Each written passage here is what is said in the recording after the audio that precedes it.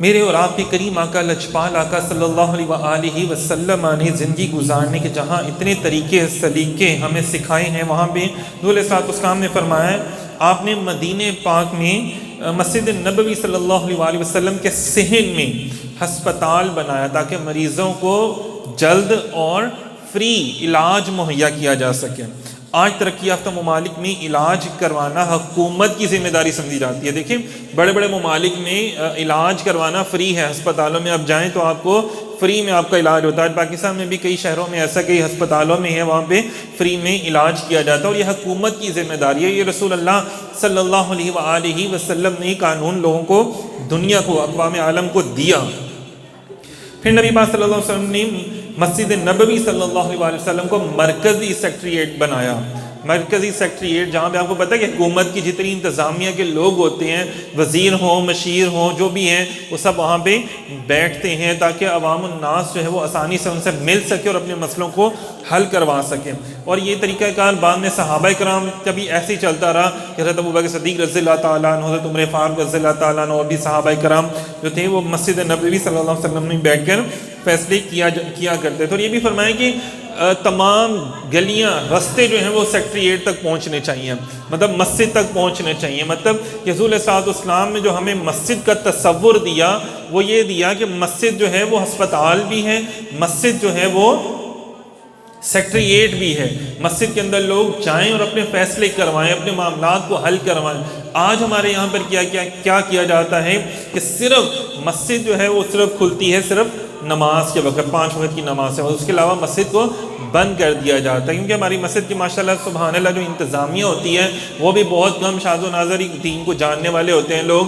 صرف جناب صاحب ہمیں تکلیف ہوتی ہے، نہیں جی بجلی کا بل زیادہ آئے گا۔ بھائی آلریڈی اگر آپ اپنی مسجد میں یقین کریں، اگر آپ اپنی محلے کی مسجد میں کام کرنا شروع کر دیں گے نا، جو ہمارے علاقے کے جو پڑھے لکھے لوگ ہیں اس مسجد میں آئیں اور اپنا ہنر لوگوں کو فی سبیل اللہ سکھائیں، تو ہم دیکھیں کہ ہمارے ملک میں کوئی بندہ بے روزگار نہیں رہے گا۔ اور اگر ہمارے جو وکیل ہیں، جج ہیں، اگر وہ آئیں مسجدوں کے اندر آ کے، جو مفتیان کرام ہیں ان کے ساتھ بیٹھ کر باقاعدہ لوگوں کے فیصلے کریں، تو کسی بھی ایشو کے اوپر ہمارے لوگوں کو عدالتوں کے دھکے نہیں کھانے پڑیں گے۔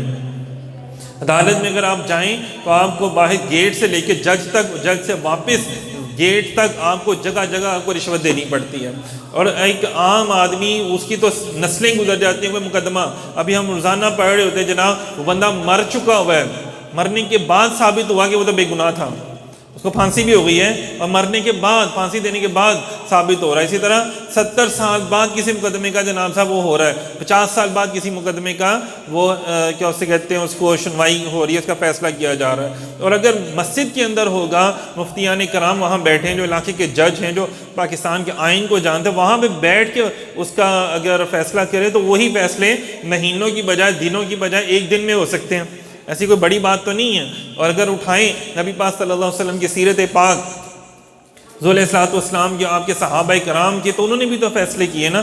تب تو قاضی سامنے کھڑا ہوتا تھا، وکیل کی تو ضرورت ہی نہیں ہوتی تھی، خود قرآن و شریعت و سنت کے مطابق جو ہے وہ فیصلہ کیا جاتا تھا۔ اگر آج بھی ایسا کیا جائے تو آپ یقین کریں کہ ہمارے یہاں پہ معاملات ہی سارے ٹھیک ہو جائیں، دوبارہ کوئی کام کرنے کی ضرورت ہی نہ پڑے۔ سامعین محترم، نبی پاک صلی اللہ علیہ وسلم نے حکم دیا تھا کہ فجر کے بعد اور عصر کے بعد سونا نہیں چاہیے، یہ صحت کے لیے نقصان دہ ہوتا ہے۔ جدید سائنس کہتی ہے کہ ان اوقات میں مستقل سونے سے کیا ہوتا ہے، 9 قسم کی بیماریاں انسانی جسم کو لگ جاتی ہیں۔ ایک تو سب سے پہلی یہ بات ہے کہ انسان کا ذہن جو ہے نا وہ ڈل ہو جاتا ہے، کسی کام کو کرنے کی صلاحیت کھو دیتا ہے۔ تو اسی لیے فجر کے بعد اور کوشش کریں عصر اور مغرب کے درمیان جو ہے وہ عصر کی نماز ادا کریں، آپ درود و سلام پڑھیں، اور جو آپ کے کام ہے وہ کریں۔ نبی پاک صلی اللہ علیہ وسلم جو آرام فرمانے کا جو ٹائم رکھا حضور نے، وہ ظہر کی نماز کے بعد کا تھا۔ ظہر کی نماز کے بعد تھوڑا سا اپنے جسم کو سکون دینا، تھوڑا سا آرام دینا کہ ٹھہر جو، بس اب تھوڑا سا آرام کر لو۔ پھر اس کے بعد جب آرام کر کے انسان اٹھتا ہے تو پھر عصر، مغرب اور عشاء کی نمازیں بڑے آرام سے، سکون سے، اور جو بھی اس کے کام کرنے ہوتے ہیں بڑے آرام سے اس کو وہ سر انجام دے دیتا ہے۔ کہ مطلب جہاں پہ ہمیں اپنے معاشرتی نظام کو، اپنے گھریلو نظام کو، اپنے علاقے کے نظام کو بہتر بنانا سکھایا جا رہا ہے، وہاں پہ ہمیں اپنے جسمانی نظام کو بھی بہتر بنانا سکھایا جا رہا ہے۔ نبی پاک صلی اللہ علیہ وسلم نے فرمایا کہ رات کو جلدی سونا چاہیے، عشاء کے بعد فضول گپ شپ کرنے سے بھی منع فرمایا۔ آج پوری دنیا مان رہی کہ رات کو جلد سونا صحت کے لیے انتہائی ضروری ہے، اور ڈپریشن کی ایک بڑی وجہ رات دیر تک جاگنا بھی ہے۔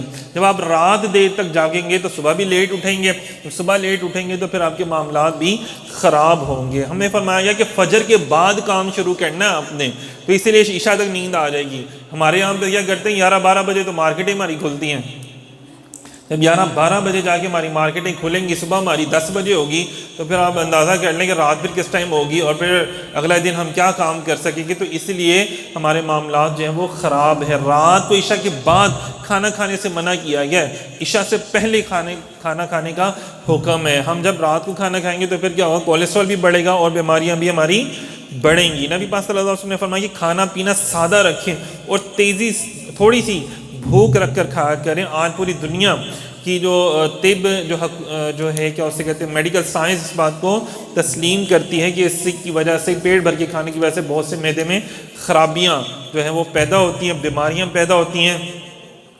کاش کہ ہم اپنے نبی پاک صلی اللہ علیہ وسلم کی سنتوں کو ادا کر لیں۔ سامعین محترم، یہی وہ باتیں ہیں کہ اگر کوئی اور کرے تو ہم کہتے ہیں یار فلاں انگریز نے یہ بڑی بات کر دی، فلاں ملک کے فلاں طب ڈاکٹر نے یہ بڑی بات کر دی، فلاں گورنمنٹ کے فلاں جی اس نے انگریز نے بڑا معیشت دان تھا یار، بڑا اس نے بڑی یہ بات کر دی۔ لیکن یہی بات رسول اللہ صلی اللہ علیہ وسلم 1400 سال پہلے فرمائی، جب یہی لوگ ڈارک ایجز میں ڈوبے ہوئے تھے، جن کو اپنا آپ نہانا نہیں آتا تھا، ان لوگوں کو جناب صاحب کیا ہوا کہ اصل میں ہم لوگوں نے اپنے بڑوں کی باتوں کو چھوڑ دیا۔ جب چھوڑ دیا تو ذلیل و رسوا ہوئے۔ جن لوگوں نے جب تک عمل کیا تو انہوں نے دنیا پر حکومت کی۔ سلطنت عثمانیہ نے حکومت نہیں کی کیا؟ یا خلفائے راشدین نے حکومت نہیں کی؟ انہوں نے بڑی زبردست حکومت کی، کیونکہ جب تک وہ اس پر عمل کرتے رہے۔ اللہ تعالیٰ نے فرمایا نا کہ جب تک تم قرآن کو تھامے رکھو گے، اس کو عمل کرتے رہو گے، تو تم دنیا پر حکومت کرو گے۔ لیکن جیسے ہی تم نے قرآن کو چھوڑا، میرے محبوب کی تعلیمات کو چھوڑا، تو تم رسوا ہوگے، اور ایسا ہو رہا ہے۔ قرآن پاک میں بھی موجود ہے کہ پچھلے انبیاء کرام کی جو امتیں تھیں، جب انہوں نے جیسے موسیٰ علیہ السلام ہے، نوح علیہ السلام ہے، داؤد علیہ السلام ہے، یوسف علیہ السلام ہے، انبیاء کرام ہیں، جیسے جیسے ان کی قوم ان کے اوپر عمل کرتی تھی، اللہ نے کرم کیا، فتوحات عطا کی، بڑا معاملات ان کے ساتھ اچھے ہوئے۔ اور جیسے ہی انہوں نے نافرمانیاں کی تو پھر دیکھو سیلاب آیا، کہیں پہ پہاڑوں کو اٹھا کے نیچے پھینک دیا گیا، کہیں پہ قوم لوط کو اوپر سے اٹھا کے نیچے پھینک دیا گیا، پھر عذاب بھی تو آئے نا پھر۔ تو یہی عذاب ہمارے اوپر بھی آتے ہیں کسی نہ کسی شکل میں۔ دعا کرتے ہیں اللہ رب العزت ہم سب کو نبی پاک صلی اللہ علیہ وسلم سے سچی محبت عطا کرنے کی توفیق عطا فرمائے، اور حضور علیہ السلام کی اداؤں کو، سنتوں کو محبت سے ادا کرنے کی توفیق عطا فرمائے۔ بہت شکریہ، جزاک اللہ۔